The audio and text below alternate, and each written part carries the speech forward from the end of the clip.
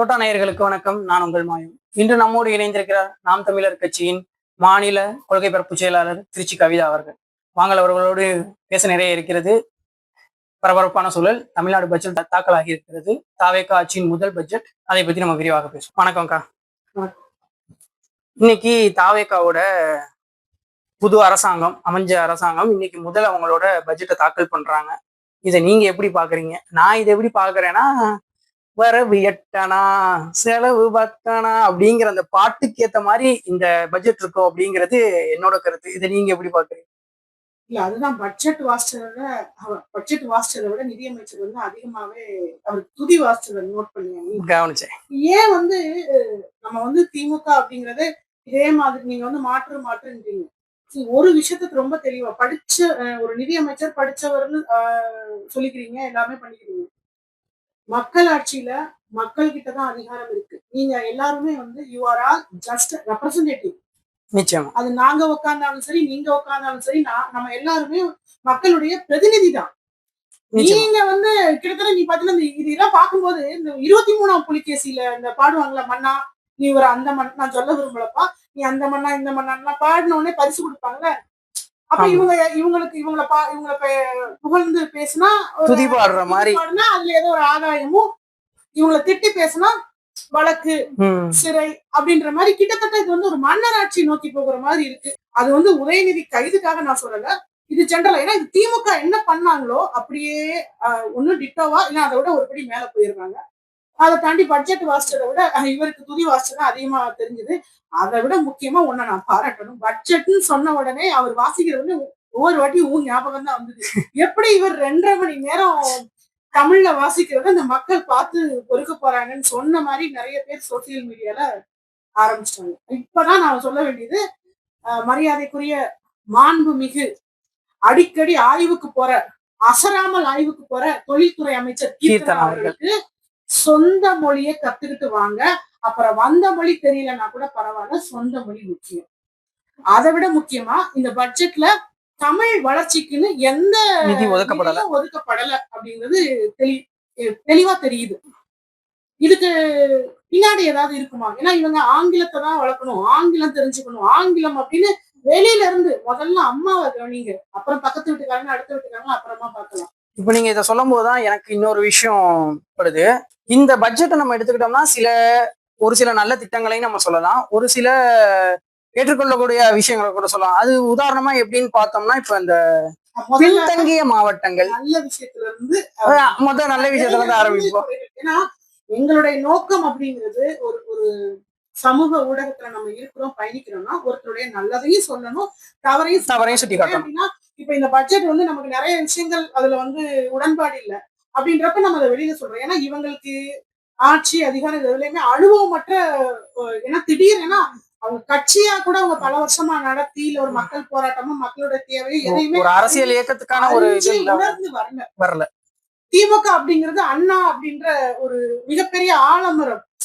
அங்க இருந்து வந்தவங்க தான். அவங்க செயல்பாடு சரியா இருக்கு இல்ல, ஆனா அவங்கள விதைச்சு கூட்டிட்டு வந்த அந்த வரலாறு, அந்த அனுபவம்ங்கிறது அது வேற மாதிரி. இங்க அப்படி கிடையாது. இது எல்லாமே ஒன்லி ரீல்ஸ் அப்படின்ற இப்ப வரைக்கும் அப்படிதான் இருக்காங்க. பட் அதை தாண்டி அவங்களுக்குள்ள என்ன நல்லது இருக்குங்கிறத நாங்க முதல்ல இருந்து நல்லதை ஆரம்பிச்சு அப்புறம் குறைகளையும் சுட்டி காட்டுவோம். ரொம்ப முக்கியமா இதை நாங்க விவாதிக்கிறது நாம் தமிழர் கட்சியோ இல்ல தமிழ் தேசியவாதிகளுக்காக மட்டும் இல்ல, குறிப்பா தாவேகாவுடைய நண்பீஸ் நீங்க கட்டாயம் இந்த பட்ஜெட் பாக்கணும். ஏன் அப்படின்னா ரீல்ஸ் பாக்குறத முக்கியமானது பட்ஜெட் பாக்குறது. உங்க தளபதி, உங்க வெற்றி தளபதி வேற ஏதாவது பேர் இருக்கா? வெற்றி கொண்டான். இப்ப வெற்றி கொண்டான். அவர் உண்மையிலேயே வெற்றி கொள்ளணும் அப்படின்னா இப்ப நாங்க சொல்ற குறைகளை எல்லாம் கேட்டுட்டு கமெண்ட்ல வந்து கடிச்சு வைக்க கூடாது. மாறா நீங்க எல்லாம் வீடியோ போடுங்க, இதெல்லாம் வந்து நீங்க செய்யல, எங்களுக்கு இதெல்லாம் பண்ணல, பட்ஜெட்ல இதெல்லாம் குறையா இருக்கு. இது ஏன் சொல்றோம்னா, ஒரு நல்ல நண்பன்கிறவங்க செய்யறதுக்கெல்லாம் துதிப்பாடுறது, ஒரு நல்ல உறவோ ஏதோ ஒரு நல்லவங்க நம்மளை சுத்தி இருக்கிறாங்கன்னா நல்லதுன்னு தப்புன்னு சுத்திக்காரு. இப்ப நாங்க சொல்றது அத்தனையும் நீங்க ஏத்துக்க வேண்டாம். உங்களுக்கும் அதுல தப்புன்னு தோன்றத தைரியமா நீங்க ரீல்ஸ் போடுறீங்களா, அதுல நீங்க போடுங்க. போடும்போது இந்த நிதியமைச்சர் போட்டு வந்தார்ல, இந்த நிதியமைச்சர் அவருக்கு இதை போட்டு கொடுத்த அந்த இந்திய ஆட்சி பணி படித்த ஐஏஎஸ் அதிகாரி அவங்க எல்லாம் என்ன தப்பு பண்ணிருக்காங்கன்னு அப்பதான் உங்க தளபதிக்கு தெரியும். ஏன்னா உங்களுடைய தளபதி நேரடியா இந்த இப்படி எல்லாம் செய்யுங்க, இந்த இப்படி எல்லாம் பண்றது, இதை மட்டும் வச்சு 5 வருஷம் ஆட்சி ஆட்சி நடத்த நடத்த முடியாது. முடியும். மக்கள் வந்து ஒரு ஸ்டேஜ்ல வெறுத்து ஒதுக்கிடுவாங்க. அப்படி எல்லாம் ஆகக்கூடாதுன்னு நீங்க விரும்புனீங்கன்னா ரீல்ஸ் போட்டு குறைகளை உங்க தளபதிக்கு சொல்லுங்க. சொல்லும் போது, ஓ என்னுடைய நண்பா நண்பீஸ்க்கு பிடிக்காத அளவுக்கு ஒரு பட்ஜெட்டை போட்டாங்க, கூப்பிடுங்க அந்த நிதி அமைச்சரை. இப்ப நீங்க இத சொல்லும் போது இந்த நண்பா நண்பீஸ் தோழா தோழிஸ்ன்னு சொல்லும் போது ஒரு ஜென்சி மிகப்பெரிய புரட்சியை ஏற்படுத்தி இந்த ஆட்சியை உருவாக்கிட்டாங்க. இதுல எத்தனை பேரு இன்னைக்கு இந்த இவருக்கு விஜயை நம்பி மாண்புமிகு முதலமைச்சரை நம்பி ஓட்டு போட்டவங்க எத்தனை பேர் இந்த பட்ஜெட்டை இன்னைக்கு கவனிச்சாங்க அப்படின்னா அது ரொம்ப கணிசமான அளவுதான். இல்ல கவனிச்சா கூட அவங்களுக்கு புரிதல் இல்ல. அதை பத்தின ஒரு நாலேஜ் இருந்தாலும் இப்ப அவங்களுக்கு என்னன்னா பாத்தீங்களா இவங்களுக்கு இதை கொடுத்திருக்காங்க, அவங்களுக்கு அதை கொடுத்திருக்காங்க, இவங்களுக்கு இப்படிதான் யோசிப்பாங்க. பாத்தீங்களா எல்லாத்தையும் கொடுத்துட்டாரு அப்படின்னா நலத்திட்டங்கள் மட்டுமே ஒரு நாட்டின் முன்னேற்றத்துக்கு வழிவகுக்காது. இதுதான் இந்த முக்கியமான வாசகம் இன்னைக்கு பட்ஜெட்டுக்கு பொருள். ஏன்னா முழுக்க இந்த பட்ஜெட் எப்படி இருந்தது அப்படின்னா நலத்திட்டங்கள் தான். அவங்களுக்கு அதை நீ இதை வச்சுக்க, அதை வச்சுக்க, இதை வச்சுக்க அப்படின்னா இது நீங்க இப்படியே பண்ணிட்டு நீங்க ரீல்ஸ் மட்டுமே போட்டுட்டு இருந்தா கடைசியில என்ன ஆகுன்னா இந்த உங்களுடைய அந்த ஒரு ஸ்டேஜ்ல மனசு வெறுத்து யார் உங்களை அதிகாரத்துல உட்கார வச்சோமோ அவங்களே உங்களை வெறுத்து ஒதுக்க ஆரம்பிச்சிருவாங்க. இப்ப இவங்களே உங்களை புலிகேசி ஆட்சின்ற மாதிரி கொண்டு வந்துரும். அந்த இடத்துக்கு நீங்க போக வேணான்ற ஒரு அக்கறையில சொன்னேன். ஏத்துக்காத உங்க விருப்பம். நாங்க பேசுறதையாவது நீங்க முழுசா கேளுங்க. கேட்டுட்டு நம்ம முதல்ல சொன்ன மாதிரி கீழே வந்து கடிச்சு வைக்காம உங்க தளபதிக்கு நீங்க ரீல்ஸா போட்டு கன்வே பண்ணி, ஏன்னா உங்க நிதியமைச்சரை பிடிக்காத 4 பேர் உங்க தளபதி சுத்தி இருப்பாங்க. கண்டிப்பா அவங்க அந்த ரீல்ஸ் உங்க தளபதிக்கு கொண்டு போயிருவாங்க. அப்ப நிச்சயமா பாருங்க, பார்த்துட்டு முடிஞ்சா நீங்களே சொல்லுங்க.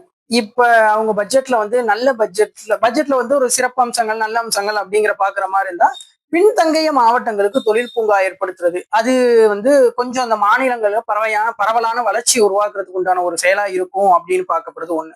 அப்புறம் வெளிநாடு வாழ் தமிழர்கள் முதலீட்டுக்காக ஒரு அமைப்பு உருவாக்கணும் அப்படின்னு சொல்லி வாசிச்சிருந்தாங்க. அதுவும் வந்து ஒரு வரவேற்கக்கூடிய ஒரு விஷயமா இருந்துச்சு.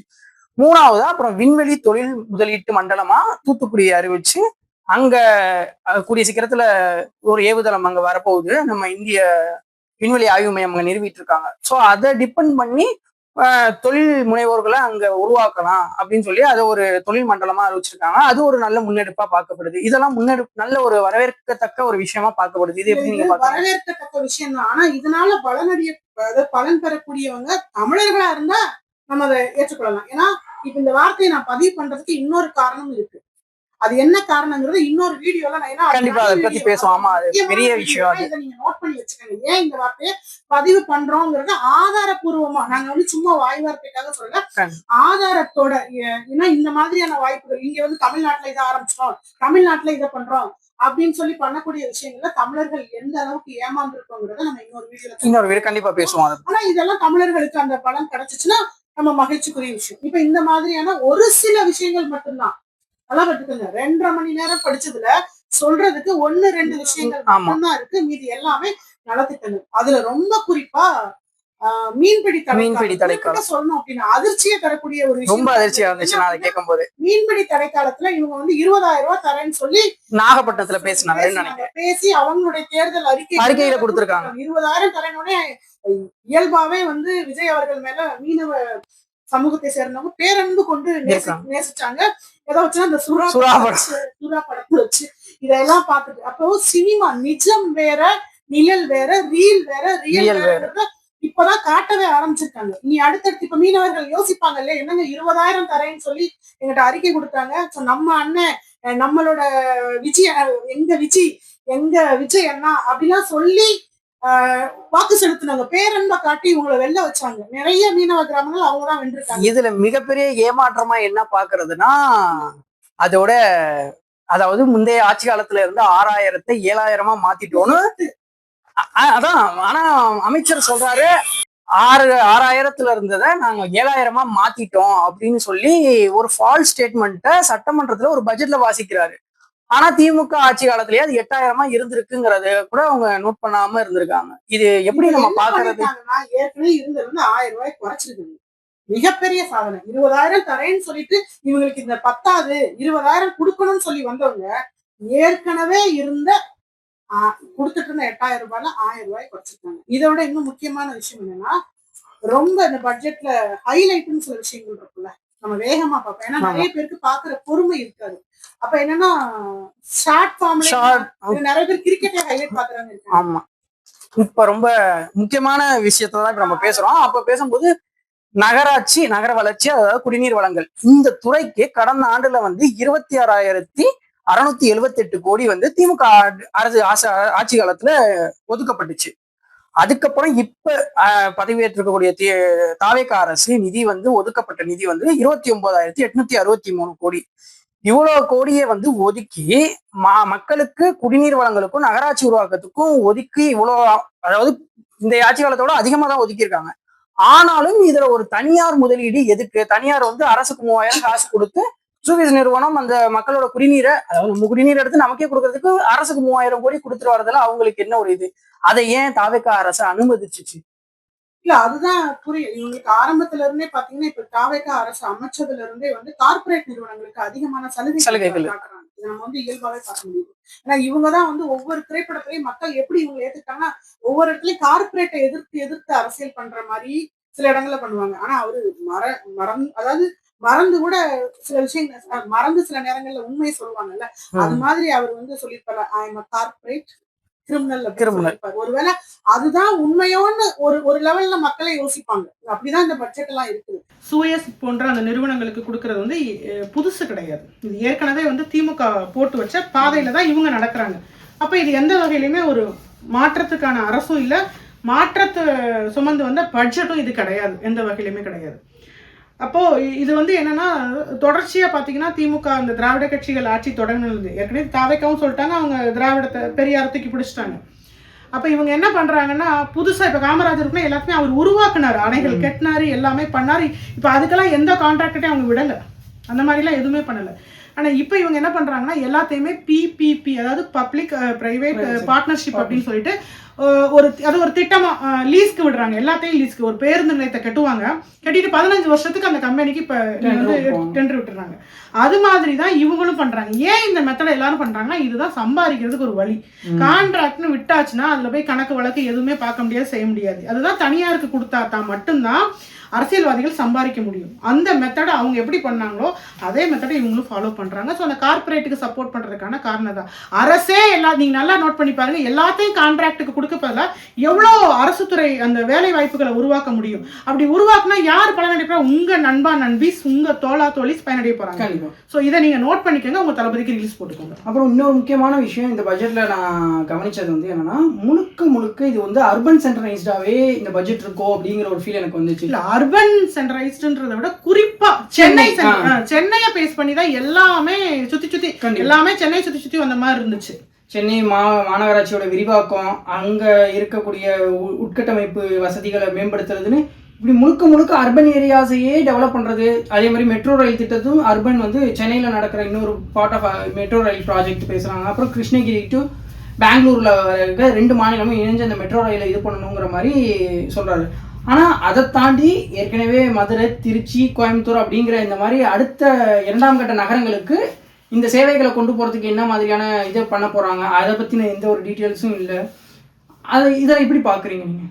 இல்லை, இதை எப்படி பார்க்குறேன்னா அவங்களுக்கு தெரிஞ்சிருந்தா செஞ்சுருப்பாங்க. அவங்களுக்கு எங்கே இப்போ வந்து படம்லாம் எங்கே எடுப்பாங்க? கோடம்பாக்கம் எங்கே இருக்குது? சென்னையில் இருக்குது. எங்களுக்கு தெரிஞ்சதெல்லாம் சென்னை மட்டும்தான். அதனால அதை சுற்றி தான் நாங்கள் வருவோம். அதை தாண்டி அவங்களுக்கு போகிறதுக்கு தெரியல. அப்போ அவங்களுக்கு வந்து என்னென்னா சொல்லி கொடுக்குறவங்க சொல்லணும். இது வந்து ஒரு சென்னை இப்போ கேட்குறோம், நம்ம ஒன்றும் பெரிய ஜீனியஸ் எல்லாம் கிடையாது. ஆனால் பார்த்த உடனே நமக்கு ரொம்ப தெளிவாக தெரியுது. ஒரு சென்னையை மட்டுமே சுற்றி இவ்வளவு திட்டங்கள் இருக்குது அப்படின்னா அவங்கள சுற்றி எத்தனை பேர் IAS படித்தவங்க இருப்பாங்க? 2வது நிதி அமைச்சர் மட்டுமே இந்த பட்ஜெட்டை தாக்கல் பண்ணிட்டு போயிட முடியுமா? நிதி அமைச்சர் வந்து முதலமைச்சருக்கு எடுத்து சொல்லியிருப்பாங்க. முதலமைச்சர் எடுத்து சொல்லும்போது மற்ற துறை சார்ந்த அமைச்சர்கள் இருப்பாங்கல்ல, எங்க துறைக்கு எந்த வளர்ச்சி திட்டங்களும் இல்லைன்னா அவங்க வாயை தொடர்ந்து கேட்டிருக்கணும். ஒரு பட்ஜெட் அப்படிதானே போடுவாங்க. முதலமைச்சருக்கு ஒரு பிரீஃபிங்ஸ் கொடுக்காம அது சட்டசபைக்கு வந்து இது பண்ண போறது இல்லை. அது பண்ணாங்களா? அது முதலமைச்சருக்கு முழுசா இல்ல, அவர் ஏன் கேட்கலே இல்லை. எனக்கு என்னன்னா சட்டசபையில மட்டும்தான் அவர் இந்த சொல்றதுக்கு சங்கடமா இருக்கு, யாரும் தப்பா நினைச்சுக்காங்க, இப்படியே உட்காந்துருப்பாரா இல்ல இது மாதிரி ஏதாவது செய்திகள் சொல்லும் போது எந்த கேள்வி இல்லாம அப்படியே உட்காந்துருப்பாரான்னு எங்களுக்கு தெரியல. அது மாதிரி இருந்தா தயவுசெய்து நீங்க கேளுங்க, உங்களுடைய சார்பில் அவங்க கட்சி தோழர்கள் நீங்க கேளுங்க. நீங்க கேட்க தான் விஜய் அவர்களுக்கு புரியும். ஓ, இவங்க சொல்றது நம்மளை நம்பி இருக்கிற அந்த மக்களுக்கு அது எதிரா இருக்கு, மக்கள் நம்மளை நோக்கி கேள்வி கேட்கறாங்க, அப்ப நம்ம இதை மாத்தணும்னு சொல்லி அவர் நிதியமைச்சரை கேள்வி கேட்பார். நிதியமைச்சர் என்ன பண்ணுவார், எழுதி கொடுத்த அந்த அதிகாரிகளை கேள்வி கேட்பார். அப்ப நீங்க கேள்வி கேட்காம நீங்க அதை சப்போர்ட் பண்ணிட்டீங்கன்னா இந்த ஆட்சி மக்கள் வெறுக்கக்கூடிய இடத்துக்கு நீங்க எல்லாரும் உங்களுக்கும் அதுல பங்கு இருக்கு, நீங்களே தள்ளிடுவீங்க. ஏன் இந்த பட்ஜெட்டுக்கு ஏன் முக்கியத்துவம் அப்படின்னா, ஒரு ஆட்சி அப்படிங்கிறது ஆணி வேற பட்ஜெட் தான்.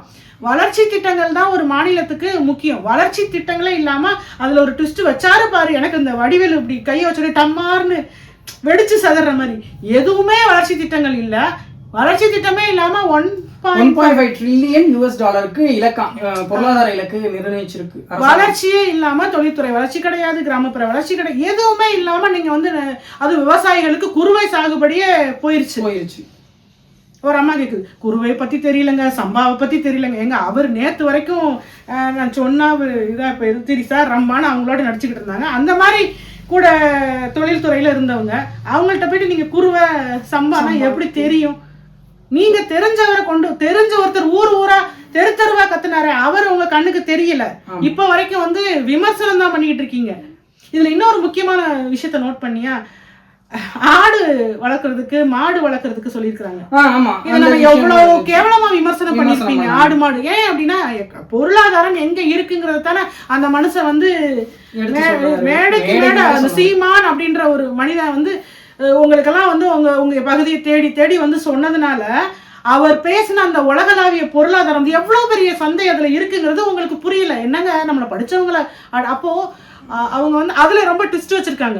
எப்படி திமுக எல்லாத்தையும் சொல்லிட்டு முதல்ல சாதாரணமா சொல்லிடும், பட்ஜெட்னு வரும்போது தகுதி வாய்ந்த குடும்ப தலைவி அப்படின்ற மாதிரி. இப்ப இதுலயும் ஒரு ட்விஸ்ட், யாருக்கு நீங்க ஆடு அஞ்சு ஆடா வெள்ளாடு செம்மறி ஆடு கொடுக்குறாங்க, அப்புறம் மாடு கறவை மாடு கொடுக்குறாங்க, யாருக்கு கொடுக்குறாங்க அப்படின்னா தகுதி. அதுலயும் ஒரு கேட்டகரி வச்சிருக்காங்க. சரி, இந்த கேட்டகரியிலயும் எவ்வளவு பேருக்கு? மொத்தமே 30,000 பேருக்கு தான். அப்போ இவ்வளவு பெரிய மாநிலத்துல எத்தனை மாவட்டங்கள் இருக்கு, எத்தனை மாவட்டங்கள்ல எத்தனை வட்டம் இருக்கு, ஊராட்சி பகுதிகள் இருக்கு. அப்ப யாருக்கு நீங்க கொடுப்பீங்க? வெறும் 30,000னா 2-3 பேருக்கு அப்படி எண்ணி கொடுப்பீங்களா? அந்த எண்ணி கொடுக்குறவங்க உங்க தாவேக்காவை சேர்ந்தவங்களுக்கு கொடுப்பீங்களா? இல்ல உண்மையிலே நம்பி உங்களுக்கு உங்க கட்சியில இல்லாத அப்பாவி மக்கள் ஓட்டு போட்டவங்களுக்கு கொடுப்பீங்க? என்ன கணக்குல நீங்க இந்த 30,000 பேருன்னு சொல்றீங்க? இப்ப இந்த பகுதியை சேர்ந்தவங்க ஒரு பகுதிக்கு இத்தனை பேரு அப்படி ஒரு கணக்கு சொன்னா கூட பரவாயில்ல. நீங்க ஓவராலா ஒரு மாநிலத்துக்கே 30,000 பேருக்கு தான் கொடுக்க போறீங்க. அதுவும் ஒரு குறிப்பிட்ட கேட்டகரி சொல்றாங்க, கைவிடப்பட்டவங்க, கைம்பெண்கள், திருநர்கள் அப்படின்னு மாற்றுத்திறனாளிகள். அப்ப எவ்வளவு பேர் இருக்கு? இன்னைக்கு ஒரு தெருவுன்னு எடுத்துக்கிட்டாலே எவ்வளவு பேர் இருக்கு? அப்ப எத்தனை பேருக்கு கொடுப்பீங்க? எதுக்கு அதுக்குன்னு ஒரு நிதியை ஒதுக்கிருக்கீங்க? இல்ல, இப்ப இந்த ஆடு மாடு கொடுக்கறது நல்ல திட்டம், அதை நம்ம வரவேற்கக்கூடிய திட்டம் தான். ஏன்னா நம்ம அதை ஏற்கனவே அண்ணன் சீமான் அவர்கள் எல்லா மேடைகள்லயும் அதோட பொருளாதாரத்தை பத்தி எவ்வளவோ மக்களுக்கு விளக்கி அது சார்ந்த தொழிற்சாலை உருவாக்குறேங்கிற வரைக்கும் நம்ம தேர்தல் அறிக்கையில அன்னை கொடுத்திருந்தாரு. இன்னைக்கு அதுல ஒரு சிறு பங்கா இந்த மாதிரி விவசாயிகளுக்கு மக்களுக்கு கொடுக்கறதுக்கு தாவேக்கா அரசு வந்திருக்கு. ஆனா இதுல என்ன இன்னொரு ஒரு விஷயம்னா, ஒரு பிறந்த குழந்தைக்கு இன்னைக்கு ஒரு தங்கம் கொடுக்குறாங்க, அது 1 லட்சம் ஆயிருது. ஒரு பேச்சுக்கு எடுத்தோம்னா கூட ஒரு பவுன் 1 லட்சம் ஆயிருது. அதுக்கு தங்கம் அந்த பட்டு புடவை கொடுக்குறது அதுக்கு ஒரு 20,000த்துல இருந்து குறைஞ்சது 30,000 வரைக்கும் செலவாகும். அப்போ கிட்டத்தட்ட ஒரு 1.5 lakhs அதுலயே இதா முடங்கிடுது. அந்த 1.5 லட்சத்தை ஒரு குடும்பத்துக்கு நீங்க இந்த மாதிரி தாய்மாமன் சீரன்னு கொடுக்குறேன்னு சொல்லி கொடுக்குறீங்க, இல்ல உங்களோட தாய்மாமன் சீரை இந்த மாதிரி கொடுக்குறேன், இல்லை உங்கள் தோழா தோழிஸ் நண்பா நண்பிஸ்க்கு நான் இதாக கொடுக்குறேன், பிறந்த வீட்டு சீர் மாதிரி நான் கொடுக்குறேன்லாம் நீங்கள் சொல்லி கொடுக்குறீங்க. ஆனால் நீங்கள் கொடுக்கக்கூடிய அந்த விஷயம் அந்த குழந்தைக்கும் ஒரு கடன் சுமையாக தானே தலையில் ஏற்றப்படுது. அதையே நீங்கள் பண்ணுறீங்க. ஒரு குழந்தைய பிறக்கும் போதே ஒரு கடனாளியாக தான் நீங்கள் பிறக்க வச்சு ஆனால் அதுக்கு வெல்ஃபேர்ஸ் கொடுக்குறேன்னு சொல்றதுல என்ன ஒரு பெருமை? அந்த அளவுக்கு பொருளாதார புள்ளி விவரங்கள் அவருக்கு தெரிஞ்சிருக்க வாய்ப்பு இல்லை. அதை எடுத்து சொல்லக்கூடிய பொருளாதார புள்ளிகளும் அவரை சுற்றி இல்லை அப்படிங்கிறது தான் நிதர்சனமான உண்மை. அதே நேரம் என்னன்னா, நீங்க நல்லா ஒரு விஷயத்த புரிஞ்சுக்கணும். இலவசங்களை கொடுத்து ஓட்டு வாங்குறது மட்டும்தான் அவங்களுக்கு நோக்கமா இருந்திருக்கு. இப்ப ஒண்ணு வேணாம், இப்ப அவங்களுக்கு பொருளாதாரத்தை பத்தி எதுவுமே தெரியலன்னா கூட இங்க ஒரு மனுஷன் தான் வீடியோ போட்டு எல்லாருக்கும் காட்டினாரு. தெருவா வீடியோ போட்டு தண்ணியோட தேவை என்ன, கடலுடைய தேவை என்ன, அங்க மீன்ல என்ன பொருளாதாரம் இருக்கு, சந்தை அதாவது பாலுடைய சந்தை மதிப்பு என்ன, அப்ப ஆடு மாடு வளர்க்கறது என்ன இப்படின்னு சொல்லி நீங்க கேட்டிருந்தீங்க. இப்ப நீங்க கேக்குறீங்க இல்லையா, வெளிநாடு வாழ் தமிழர்களை முதலீடு பண்ண வைப்போம்னு சொல்லி அவங்கள இந்த மாதிரி தொழிற்சாலைகளை உருவாக்கி அவங்கள முதலீட்டாளராக்கி வெளிநாடு வாழ் தமிழர்கள் இங்க முதலீடு பண்றாங்க. அவங்க அது மூலமா இங்க தமிழ்நாட்டு மக்களுக்கு வேலை வாய்ப்புகளை உருவாக்க முடியும். ஸோ இதை நீங்க விரிவா நீங்க சொல்லியிருந்திருக்கணும். சும்மா ஒரு 30,000 பேருக்கு ஆடு மாடு கொடுக்கறது எதுக்காக கொடுக்குறீங்க நீங்களே தெரியுது. அப்ப ஆடு மாடு வச்சுக்கிட்டா அவங்க பொழைக்க முடியும், அதுல ஒரு பொருளாதாரம் இருக்குன்னு அதைத்தானே நாங்களும் சொல்றோம். நீங்க ஒரு 30,000 பேருக்கு கொடுக்கக்கூடிய ஆடு மாடை கொடுத்து நீங்களே வளர்த்து நீங்களே பொழைச்சுக்கோங்கிறத ஒரு அரசே நீங்க வளர்த்து அந்த இடத்துல நீங்க எங்களுக்கு வேலை வாய்ப்பை கொடுங்க. ஸோ அரசுக்கு வருவாய் இருக்கு, எங்களுக்கும் வேலை கிடைக்கும், வருமானம் இருக்கு. ஸோ அரசு வந்து கடத்தேங்காய எடுத்து வழிப்பிள்ளையாருக்கு உடைச்சிட்டு அதுக்கு பேர் தாய்மாமன் சீரு, அன்னை சீரு அப்படின்னு பேர் வைக்கிறது. உங்க உழைச்ச காசை நீங்க வந்து எனக்கு எடுத்து கொடுத்தீங்கன்னா தான் அது அன்னை சீரு. உங்க உழைச்ச காசை எடுத்து என் பிள்ளைக்கு கொடுத்தீங்கன்னா தான் அது தாய்மாமன் சீரு. நான் கெட்ட வரி பணத்தை எடுத்து எனக்கு கொடுத்துட்டு அதுக்கு பேர் தாய்மாமன் சீரு, அண்ணன் சீருன்னு சொல்றதுக்கு பேரு அது கிட்டத்தட்ட இது எதுக்கு இந்த விளம்பர மாடல் உங்களுக்கு? இதே திராவிட மாடல் விளம்பர மாடல் அது 2.0, நீங்க 3.0 தான். இப்போ ஒரு மாநிலத்துக்கு ஒரு பட்ஜெட் தாக்கல் பண்றாங்கும் போது அந்த பட்ஜெட்ல வந்து என்னென்ன இருக்கணும், அந்த மாநிலத்தோட growth இருக்கணும், எக்கானமி இருக்கணும், அந்த மாநிலத்துக்கு தேவையான என்விரான்மெண்டல் அந்த இது இருக்கணும். ஆனா அதை எதையுமே இது பண்ணாம வெறும் வெல்ஃபேரை மட்டுமே உருவாக்குன ஒரு பட்ஜெட்டா தான் இது பார்க்கப்படுது. அப்படிதான் இருக்கு. இதுல வந்து ஒரு வருவாய்க்கு என்ன இருக்குங்கிறத விட செலவினங்களுக்கு அதிகமா முக்கியத்துவம் கொடுக்கப்பட்டு செலவினங்கள் மட்டுமே இருக்கே, வருவாயற்று செலவினங்கள் அதிகமா இருக்கிற மாதிரி இருக்கு. ஆனா இப்படிப்பட்ட ஒரு பட்ஜெட்டை வச்சுட்டு அடுத்த நிதியாண்டுக்கான இலக்கா $1.5 ட்ரில்லியன் அரசு நிர்ணயிச்சிருக்கு. அவங்களுக்கு இலக்கு வந்து வேற வழிகள் என்ன அப்படின்னா, அவங்க எப்படினாலும் கடனை வாங்கி ஆட்சியை நடத்தி 5 வருஷம் முடிச்சுட்டு போயிடலான்ற மைண்ட் செட்ல தான் இருக்காங்க. இதுதான் நடந்துட்டு இருக்கு. உண்மையிலேயே உங்களை நேசிச்சு நிக்கிறவங்களுக்கு உண்மையா நிக்கணும்னு நீங்க நினைச்சீங்கன்னா இந்த பட்ஜெட்டை ஒரே வார்த்தையில சொல்லி முடிச்சிடலாம். என்ன அப்படின்னா, இதுல வந்து இளைஞர்களுக்கான வேலை வாய்ப்பு எந்த இடத்துலயும் அதுக்கான வாய்ப்புகள் இல்ல. இப்ப அவங்க தூத்துக்குடியில சொன்னது வந்தா கூட அது தமிழர்களுக்கான வேலை வாய்ப்பா இருக்காங்கிறத நம்ம நுட்பமா பார்க்க வேண்டிய காலகட்டத்துல இருக்கும். ஏன்னா ஏற்கனவே இங்க நிறைய விஷயங்கள் நடந்து ஏறிடுச்சு. அதையும் நம்ம மாத்தணும். இனி நடக்காம பார்த்துக்க வேண்டிய இடத்துல நம்ம இருக்கிறோம்.